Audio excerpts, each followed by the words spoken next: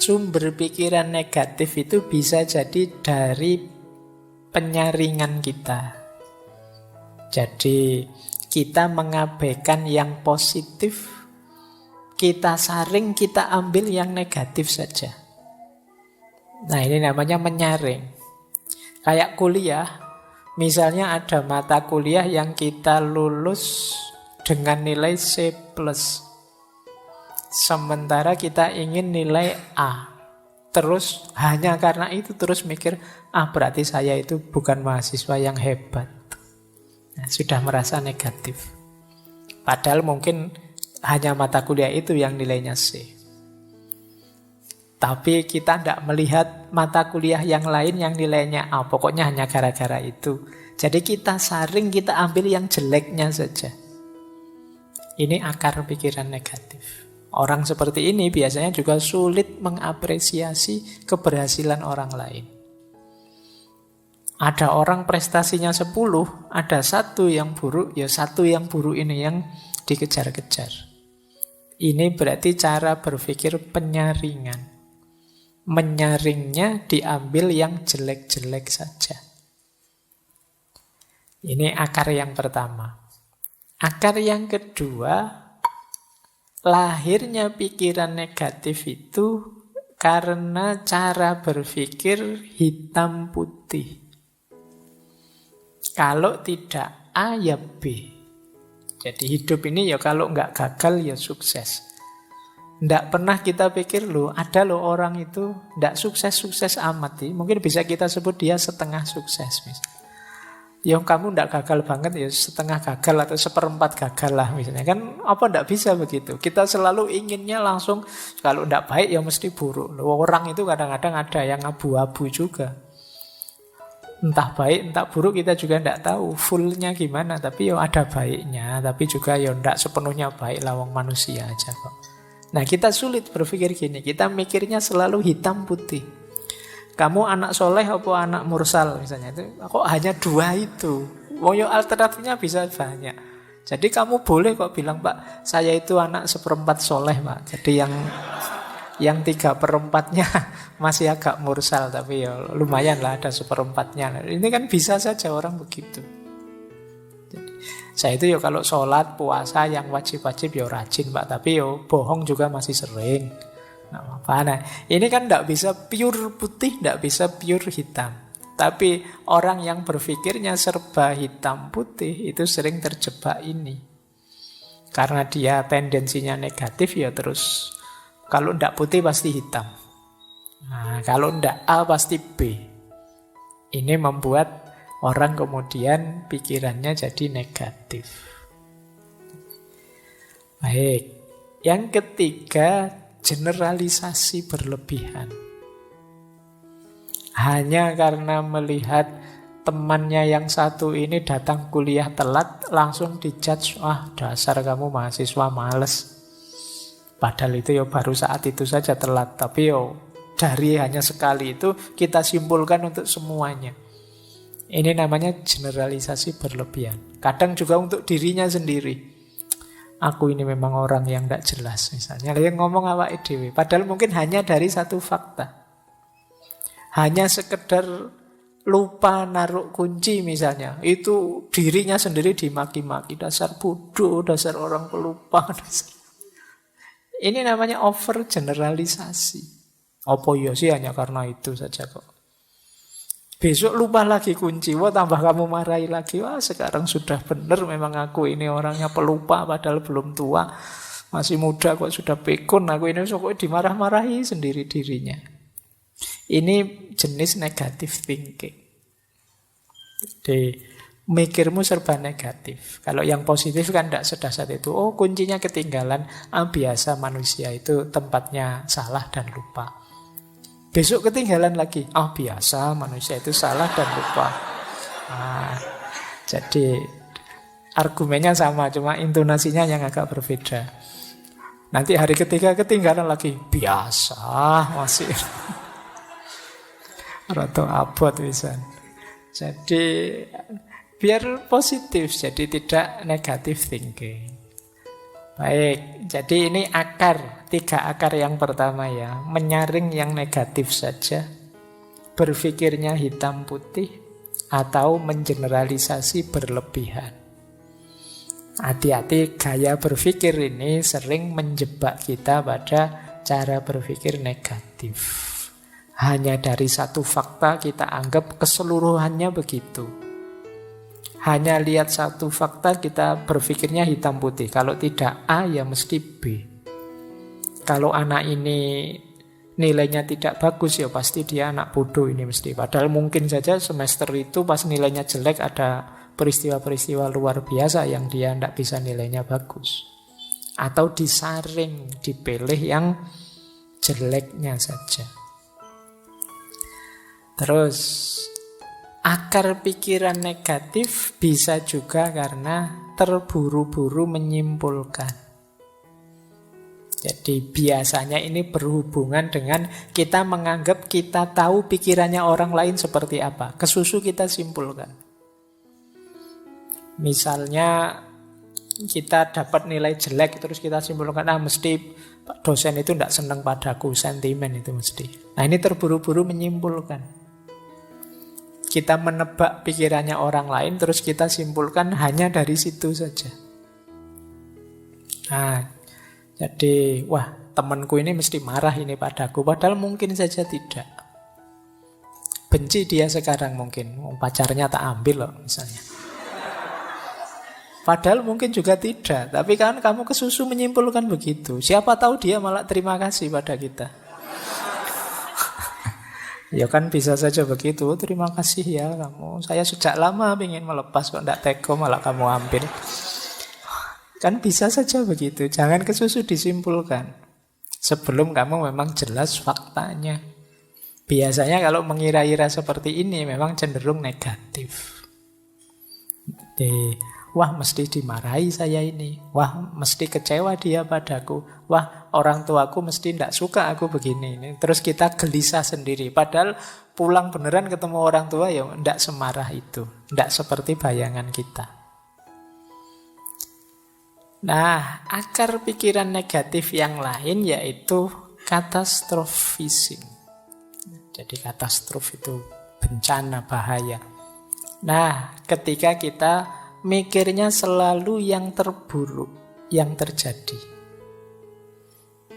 Ujiannya belum, tapi kita sudah merasa mesti semester ini jatuh nilaiku, mesti jatuh nilaiku. Nah, ini katastrofisme. Yang dibayangkan alternatif paling jeleknya. Mau ngaji filsafat sudah mikir, mesti aku tidak paham, tidak ngerti, filsafat itu berat. Sejak awal sudah nganggep berat, ya mesti aja ya. Seperti tadi kita ditentukan oleh pikiran kita. Ya berat beneran akhirnya. Ini cara berpikir katastrofisme. Jadi mikirnya negatif terus. Yang jelek-jelek, yang berat-berat. Yang terjadi akhirnya ya itu.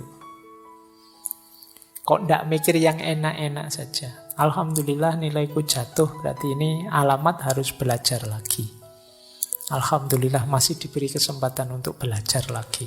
Nah misalnya. Jadi ngambil sudut positifnya. Alhamdulillah uangku habis, ini berarti tidak berani macam-macam, ini tidak bisa ngopi, tidak bisa nongkrong, ngaji aja lah gratis misalnya. Loh kan alhamdulillah kamu dapat yang bagus. Jadi mikir sudut positifnya. Coba uangku masih banyak, mikir kemana-mana, jalan-jalan di mall, jajan macam-macam. Tapi karena uangnya habis, ngaji saja, berdoa, minta rezeki sama Allah. Lumayan agak dekat sama Allah. Diberi sakit juga begitu, tidak harus negative thinking. Alhamdulillah ada sakitnya, ada remnya, lumayan buat alasan tidak masuk kuliah. Nah, jadi berpikir selalu ambil sudut positifnya. Ada juga akar pikiran negatif itu personalisasi. Personalisasi itu kita merasa bahwa kitalah yang mempengaruhi situasi. Seolah-olah kita yang bisa mempengaruhi apa yang terjadi di sekeliling kita. Ini salah saya, ini karena saya. Kadang-kadang nonton bulu tangkis saja mikirnya, kalau saya nonton mesti kalah itu. Ya, mungkin kalian nonton sepak bola juga begitu. Aku ndak nonton. Kalau saya nonton kalah mesti loh. Padahal itu ya apa faktornya karena dirimu yang nonton, ya memang kenyataannya begitu. Ini namanya personalisasi. Kamu terlalu nganggap dirimu berpengaruh, tapi secara negatif. Jadi akhirnya kamu ndak nonton. Mau ya kamu ndak nonton ya tetap kalah. Tapi kamu merasa kalau kamu nonton, kamulah penyebab kekalahan itu. Sudahlah, tidak usah ngajak saya. Kalau saya ikut itu biasanya gagal. Itu namanya personalisasi. Pikiranmu negatif saja. Baik, ada lagi pikiran negatif itu karena itu tadi, salah memahami. Harusnya ini di luar kontrol, kita anggap dalam kontrol kita. Jadi ada kan banyak hal, sering saya bilang belajar itu usaha kita, pinter atau tidak pinter itu anugerahnya Allah. Kalau ini anugerahnya Allah berarti di luar kuasa kita. Bukan salahmu kalau kamu tidak pinter. Tapi kalau kamu malas belajar itu salahmu. Awas keliru identifikasinya. Jadi ada hal-hal yang bisa kita kontrol, ada hal-hal yang tidak bisa kita kontrol. Harus pas merumuskannya. Jadi kamu naksir seseorang, kamu nembak, itu dalam kuasamu. Karena kamu nembak atau tidak nembak kan kekuasaanmu. Tapi kamu diterima atau ditolak, itu di luar kuasamu. Itu urusan yang ditembak. Nah, kalau kamu tidak bisa menerima yang seperti ini, ya nanti lahirnya bisa negative thinking. Seolah-olah kamulah yang menyebabkan kamu ditolak. Mungkin kamulah yang menyebabkan kamu tidak pinter. Kamulah yang menyebabkan. Tidak. Asal kamu tidak males, ikhtiar sudah maksimal secukupnya, ya hasilnya apapun terimalah. Karena ada hal-hal yang di luar kontrol kita. Sudah nawa itu niat mau berangkat ikut ngaji. Sudah mengeluarkan motor. Kok yon dilalah bensinnya habis. Uang ndak ada untuk beli bensin malam hari ini, terus balik lagi. Nah, ini kan berarti ada hal-hal yang di luar kuasamu sudah. Jadi tidak terbayangkan tadi bensinnya kok pas habis. Nah, ini jadi niat ngaji masih dalam kuasamu, tapi ada terjadi peristiwa-peristiwa di luar kuasamu, ya sudah. Biasanya orang yang berpikir negatif kalau terjadi peristiwa seperti ini, waduh, salah apa aku, dosa apa aku. Jangan-jangan kemarin menyakiti hati temanku sampai aku diazab seperti ini ya. Karena mikirnya ngono. Biasa saja, memang ada hal-hal yang di luar kontrol kita. Yang penting yang dalam kontrol kita sudah kita jalankan maksimal. Di luar itu ya sudah. Baik, terus ada juga akarnya pikiran negatif itu kita keliru memahami sunnatullah. Jadi misalnya kamu mendapat nilai jelek, terus saya kok dapat nilai jelek ya, tidak apa-apa lah Pak, memang hidup itu memang tidak adil loh Pak. Ya, seolah-olah nilai jelek itu karena hidup yang tidak adil, padahal ya karena kamu males saja. Tapi kamu alasanmu hidup memang tidak adil kok Pak. Nah, kamu nipu orang terus dipukuli orang terus alasanmu ya seperti ini hidup Pak, penuh penderitaan misalnya. Ya. Kamu mengkhianati pacarmu terus diputus alasanmu wah ya memang begitulah cinta, penderitaannya tiada akhir. Oh itu ya polahmu dewe, sekarang sampai putus, sekarang kamu nangis-nangis. Jadi salah memahami sunnatullah tadi. Ini mirip dengan sebelumnya. Ada yang dalam kuasa kita, ada yang di luar kuasa kita. Jadi kita itu sering menjustifikasi kekeliruan kita, kesalahan kita sebagai bagian dari pola hidup atau sunnatullah. Saya itu sebenarnya ingin jadi orang baik loh Pak. Nggak tahu kok takdir membawa saya ke sini. Ayo kamu salahkan takdir membawamu ke situ. Ya kamunya saja memang nggak serius mengarahkan hidupmu ke arah yang baik. Akhirnya kamu terseret ke situ. Itu Kayak ceritanya Umar itu kan, satu ketika Umar bin Khattab ini menangkap pencuri. Pencurinya waktu ditangkap alasan takdir. Loh, saya maling ini kan, dan berhasil maling itu kan berarti memang takdirnya Allah. Kalau Allah tidak mengizinkan saya maling, apa bisa saya maling? Wah, alasannya mantap itu. Jadi akhirnya sama Umar malah dipukuli. Lah kok saya malah dipukuli? Loh, kamu dipukuli itu juga bagian dari takdirnya Allah. Jadi kamu pakai alasan takdir untuk menjustifikasi kesalahanmu. Baik, terus ada lagi pikiran negatif yang lahir dari orang yang selalu menyalahkan, mencari kambing hitam. Nah, kalau tadi kan yang ditembak dirinya sendiri, kalau ini nembak keluar, menyalahkan. Wah, ini hujan terus ini gara-gara kamu sih. Nah, ini yang disalahkan orang lain. Ada apa saja nyari kambing hitam. Orang lain yang salah. Ini juga jenis pikiran negatif. Oke, saya lanjutkan biar nanti nyampe.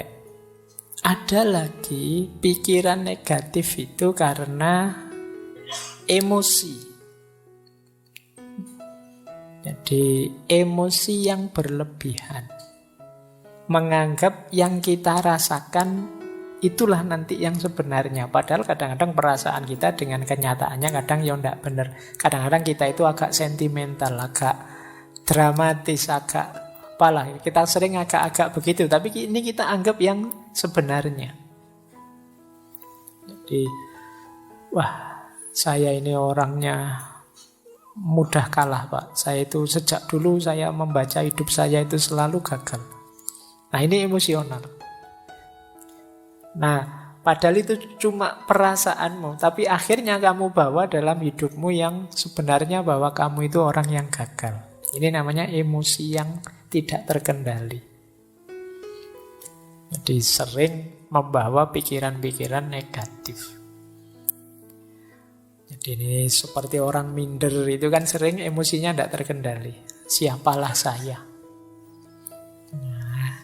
Ya bukan berarti terus jadi orang sombong, tapi biasa sajalah. Tidak usah terlalu didramatisir, tidak usah terlalu emosional. Jadi nanti digoda temennya terus tersinggungnya banget. Temennya guyon, sini baper misalnya. Karena emosinya tidak terkendali. Ini juga sering jadi pikiran negatif. Hati-hati karena orang yang semacam ini itu kan biasanya tidak nyaman kalau dekat orang lain. Kita juga tidak kerasan dekat orang seperti ini. Dia kalau bergurau kelewatan, begitu dibalas tersinggung. Nah, ini emosional. Hati-hati, ayo kita bentuk diri yang positif, tidak yang negatif. Terus ada lagi salah paham tentang perubahan. Tapi ini digantungkan pada orang lain. Ini mirip seperti kambing hitam tadi. Kalau kamu jujur sejak awal, aku tidak akan begini. Nah, ini salah paham tentang perubahan. Padahal mungkin yang harus dirubah dirimu, bukan dirinya. Tapi kamu merasa harus orang lain yang berubah. Biar aku jadi lebih baik, biar aku hidupku nyaman, enak. Ini juga akar pikiran negatif. Jadi selalu coba ketua kelasnya bukan kamu. Wah, kelas kita ini mesti lebih sukses semuanya. Nah, ini dilempar ke orang lain yang disuruh berubah, bukan dia yang berubah. Padahal mungkin kamu juga harus berubah, jangan hanya nyuruh orang saja. Jangan hanya ngeritik orang saja, kamu juga harus berubah. Tapi biasanya di tipe pikiran negatif ini orang hanya melihat menuntut orang lain untuk berubah, bukan dirinya sendiri. Yang selanjutnya, akar pikiran negatif itu memberi label buruk pada diri sendiri maupun orang lain. Jadi kalau dalam Islam kan dilarang memberi alqab. Wala tanabazu bil alqab. Ini negatif. Jadi memberi label-label, kalau kayak di medsos itu kan sampai hari ini kan masih rame itu. Oh, dasar apa gitu kan, itu kan memberi label buruk. Ini negatif secara psikologi, juga negatif menurut agama. Ayolah ngasih label yang baik-baik saja. Jangan ngasih label yang buruk-buruk. Kalau di kita kan sering namanya bagus, tapi panggilannya, ganti kalau ada yang punya panggilan jelek ya, diganti panggilan yang baik saja. Kalau sulit manggil baik-baik ya panggil sayang aja semuanya. Biar enggak pakai nama-nama yang jelek. Jadi yuk ngasih label yang enak. Biar tidak terjebak pikiran negatif. Jadi kita bersihkan yang buruk-buruk malam hari ini. Biar nanti masuk ke bulan Ramadan kita jernih kembali. Nah, ini ada beberapa tips untuk menghadapi pikiran negatif. Yang pertama, diakui. Ngaku saja kalau saya masih negatif pikirannya, tidak apa-apa. Karena kalau tidak ngaku ya tidak ada perbaikan. Kalau tidak terima ya tidak ada cara untuk jalan keluarnya. Tapi ayo kita terima, iya Pak, saya itu masih sering berpikiran negatif. Saya itu masih sering mikirnya jelek-jelek terus. Nah, kalau sudah ngaku, ayo coba luangkan waktu mikir sebentar. Kenapa sih aku kok berpikirnya seperti ini ya? Sumbernya dari mana? Asal-usulnya dulu gimana? Kok aku ini jadi negatif sekali? Terus coba dihitung untungnya apa sih pikiran ini untukku? Atau alasannya apa? Buktinya apa kalau pikiranku ini benar? Atau jangan-jangan hanya ketakutanku saja? Terus tanyakan juga, apa pikiranku ini sudah tidak teratasi, tidak bisa diubah? Mestinya ya bisa ya. Atau aku perlu tidak bantuan orang lain untuk mengatasinya? Nah, coba dijawab pertanyaan-pertanyaan ini untuk menyingkirkan pikiran negatif. Kalau sudah tuntas menjawab, ketahuan asal-usulnya, langkah ketiga yaitu reframing. Kita frame ulang. Kalau tadi melihat sisi negatifnya, sekarang saatnya melihat sisi positifnya. Nah, tema malam hari ini kan bersih-bersih pikiran negatif. Antara lain caranya ini. Kita akui, kita uji, dan kita bikin frame ulang yang positif. Jadi nanti kita masuk bulan Ramadan, perspektifnya sudah jernih, sudah positif. Oke, nah ini pikiran positifnya. Cara untuk melatih berpikir positif adalah yang pertama, ayo mengenali kelebihan-kelebihan dan keberhasilan-keberhasilan kita. Tidak ada orang itu yang hidupnya negatif terus. Pasti pernah mengalami hal-hal positif. Bila perlu ditulis. Boleh teman-teman kalau ada waktu ya, bawa kertas atau buku tulisan. Kelebihanku itu apa saja sih kira-kira? Nah, 1, 2, 3, 4, 5 apa saja. Pasti ada kok kalau teman-teman jeli. Tidak mungkin tidak ada kelebihan sama sekali. Ya kemungkinan banyak tapi tidak ketahuan saja. Kalau kalian jeli mungkin ketemu, oh ternyata saya itu orangnya begini, orangnya begitu. Coba ditulis saja. Ini membawa kita nanti pada rasa syukur. Iyalah ternyata dari sekian banyak kelebihanku, hanya satu ini toh kekuranganku. Lah terus kenapa selama ini hidupku kok murung terus ya? Nah ini coba kalian, tidak apa-apa wis latihan nulis. Meskipun tulisannya disembunyikan untuk diri sendiri juga tidak apa-apa. Mungkin malu kalau dibaca orang lain ya tidak apa-apa. Tapi paling tidak kan melakukan muhasabah sendiri. Apa kelebihan-kelebihanku? Boleh juga capaian-capaianku. Alhamdulillah Pak, saya dulu bisa lulus TK tepat waktu. Misalnya. Loh, itu kan prestasi. Mungkin ada yang TK-nya tidak tepat waktu. Nah, jadi dan banyak capaian-capaian yang lain. Gitu loh. Saya selalu sukses Pak, tiap bulan menghabiskan kiriman orang tua. Wah, situ. Alhamdulillah. Barokah berarti kirimannya orang tua. Iya Pak, selalu bisa saya habiskan dengan sukses. Coba ya kamu hitung capaian-capaian. Banyak lah mesti, tenang saja. Saya berhasil membuat dosen saya marah Pak. Itu juga. Baik, ya capaian yang baik ya. Nanti kamu tulis, biar apa? Biar yang kedua masuk. Gimana caranya kamu bisa bersyukur. Kalau kamu bisa sulit menemukan kelebihan atau capaian hidup, prestasi, tapi yang kedua ini pasti kamu ketemu.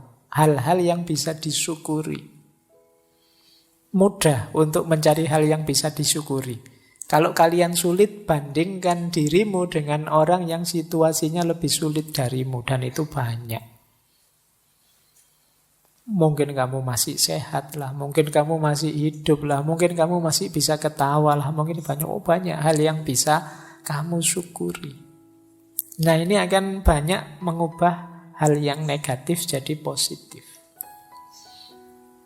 Terus cari circle yang positif. Cari teman yang juga positif. Kalau temanmu negatif semua, ya lama-lama kamu terpengaruh negatif. Cari teman yang enak, diajak bersama-sama, yang mikirnya selalu yang baik-baik, membooster semangatmu. Kemudian pinter-pinter bikin afirmasi, self-talk yang positif. Ngomong yang baik-baik saja deh. Tidak hanya dengan orang lain, dengan dirimu juga begitu. Buang kalimat-kalimat yang merendahkan diri. Dasar aku ini orang bodoh, dasar aku ini orang tidak pinter, dasar aku ini orang malas. Sudahlah, ganti kalimat yang lebih positif.